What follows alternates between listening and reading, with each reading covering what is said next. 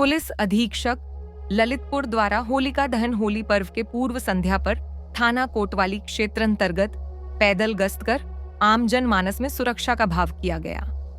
जागृत जनपद वासियों से होली पर्व रमजान पर्व की शुभकामनाएं देते हुए त्योहार को आपसी सौहार्द भाईचारे के साथ मनाने की अपील की गई। होली पर्व 2025 का आयोजन ललितपुर में बड़े उत्साह और धूमधाम के साथ किया गया। यह पर्व खास तौर पर रंगों का पर्व माना जाता है, जिसमें लोग एक दूसरे पर रंग डालकर खुशियां मनाते हैं। इस वर्ष ललितपुर के विभिन्न मोहल्लों में होलिका दहन का आयोजन किया गया, जो कि इस पर्व की एक महत्वपूर्ण परंपरा है। होलिका दहन करने का मतलब है कि बुराई पर अच्छाई की जीत होती है। लोगों ने सामूहिक रूप से होलिका दहन किया, जिसमें बच्चे, बड़े, बुजुर्ग सभी शामिल हुए। इस समारोह का आयोजन करते समय सभी ने एकजुट होकर अपने आसपास के वातावरण को सकारात्मक और उत्साही बनाए रखा। ललितपुर की गलियों में होली के रंग बिखर गए और सभी ने मिलकर अपने अपने मोहल्लों में रंगोत्सव मनाया। इस वर्ष प्रशासन ने भी इस पर्व को शांति से मनाने के लिए सुरक्षा के विशेष इंतजाम किए। कई सुरक्षा कर्मियों को तैनात किया गया था ताकि किसी भी प्रकार की असुविधा न हो। प्रशासन की तैयारियों में ट्रैफिक प्रबंधन, आपातकालीन सेवाएं और जन स्वास्थ्य की सुरक्षा शामिल थी। इससे लोगों में एक तरह का आत्मविश्वास और सुकून था कि इस पर्व का आयोजन बिना किसी समस्या के होगा। इसके अतिरिक्त स्थानीय लोगों ने रंगों के साथ साथ स्वादिष्ट भोजन और मिठाइयों का भी आनंद लिया। गुजिया, लड्डू और कई अन्य पारंपरिक मिठाइयां सभी के बीच में रहीं।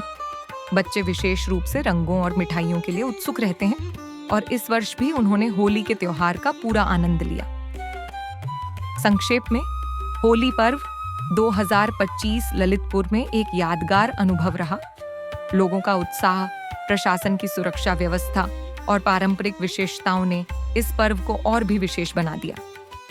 यह पर्व न केवल रंगों का है, बल्कि एकता, भाईचारे और प्रेम का भी प्रतीक है। इस प्रकार हर साल की तरह इस साल भी होली ने सभी के दिलों में खुशी और उमंग भर दी। ललितपुर में बड़े उत्साह और धूमधाम के साथ किया गया। यह पर्व खास तौर पर रंगों का पर्व माना जाता है, जिसमें लोग एक दूसरे पर रंग डालकर खुशियां मनाते हैं। इस वर्ष ललितपुर के विभिन्न मोहल्लों में होलिका दहन का आयोजन किया गया, जो कि इस पर्व की एक महत्वपूर्ण परंपरा है। होलिका दहन करने का मतलब है कि बुराई पर अच्छाई की जीत होती है। लोगों ने सामूहिक रूप से होलिका दहन किया, जिसमें बच्चे, बड़े, बुजुर्ग सभी शामिल हुए।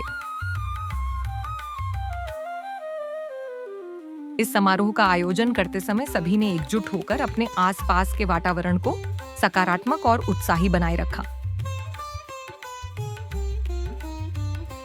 ललितपुर की गलियों में होली के रंग बिखर गए और सभी ने मिलकर अपने अपने मोहल्लों में रंगोत्सव मनाया।